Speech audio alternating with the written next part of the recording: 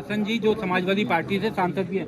इकरा जी, आपके सामने कांग्रेस भी थी जो इंडिया गठबंधन की सबसे बड़ी पार्टी थी, लेकिन अखिलेश जी ने क्या सोचकर और क्या समझकर आम आदमी पार्टी के साथ जाने का फैसला किया, क्योंकि राष्ट्रीय स्तर पर उनके सामने एक बड़ा रिस्क भी है।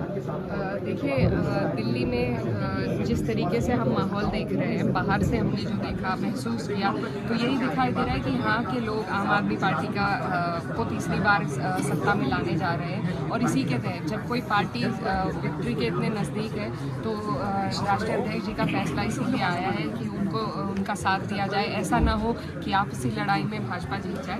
तो इसीलिए हमारी कोशिश है कि यहाँ से आम आदमी पार्टी जिन्होंने विकास के काम किए और सिर्फ विकास के मुद्दों पर चुनाव लड़ रही है, तो ऐसी पार्टी का समर्थन करके न सिर्फ जनहित बल्कि दिल्ली के हित में है कि आम आदमी पार्टी तीसरी बार सरकार करे। इकरा जी, समाजवादी पार्टी को लगता है कि कांग्रेस गठबंधन को भी इस समय इस माहौल में कुछ सोचना चाहिए था, रणनीति में बदलाव करना चाहिए था? जी बिल्कुल, देखिए एकजुट होकर चुनाव लड़ने में फ़र्क रहता है, लेकिन क्योंकि सब अलग अलग लड़ रहे हैं तो हम लोग भी खुले हैं कि हम किसका समर्थन करें। तो इसीलिए हमने उस पार्टी को चुना है जो पार्टी हमें जीतती हुई दिखाई दे रही है, और जिस पार्टी ने विकास पिछले 10 साल में जनता के लिए यहाँ पर धरातल पर विकास को उतारने का काम किया है। तो हमारा साथ, हमारा समर्थन उनके साथ है और उम्मीद है हमें कि वो तीसरी बार सरकार बनाएंगे। इकरा जी, आपकी पढ़ाई लिखाई दिल्ली में हुई है, आप दिल्ली में काफ़ी साल रही हैं, तो क्या आपने पहले की दिल्ली और अब की दिल्ली में क्या बड़ा फर्क देखती हैं? बहुत ज़्यादा। मैं जब स्कूल में थी तो मैं अपने भाषण में भी बता रही थी कि 10वीं की परीक्षा हमारी सरकारी स्कूल में होती थी, और उस दौरान जो हाल वहाँ के थे और आज जब आप देखेंगे तो बिल्कुल काया पलट हो गया है। आज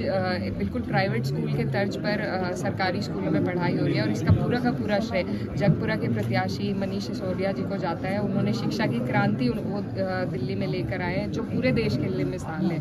तो जिस तरीके से धरातल पर सुविधाओं को उतारने का काम आम आदमी पार्टी ने किया है, चाहे 200 यूनिट बिजली फ्री देना हो। मैं उत्तर प्रदेश से भी आती हूँ, हम वहाँ कितना बिजली का बिल भरते हैं और दिल्ली में जो फ़र्क है वो ज़मीन आसमान का है। इसके बाद महिलाओं को अब फ्री बस यात्रा और हर महीने उनको उनकी इकोनॉमिक इंडिपेंडेंस के लिए भी पार्टी काम कर रही है। तो ये सारी जो सुविधाएँ हैं, इससे जो गरीब जनता है उसको अपने रोज़मर्रा के जीवन में सुविधाएँ मिलेगी। तो ये जो विकास है इनको नकारा नहीं जा सकता। आपने अपनी तकरीर में बताया था कि आम आदमी पार्टी क्या क्या सुविधाएं दे रही है, इसको लेकर दिल्ली में बड़ा बवाल रहता है, इसको रेवड़ी कहा जाता है। अरविंद केजरीवाल ने तो कहा कि मैं ये रेवड़ियां बांटूंगा जनता के बीच, लेकिन प्रधानमंत्री नरेंद्र मोदी और बीजेपी पहले बहुत विरोध करते थे, लेकिन अब उनका भी पहला वादा यही है कि दिल्ली में जो सुविधाएं चल रही हैं उनको जारी रखा जाएगा।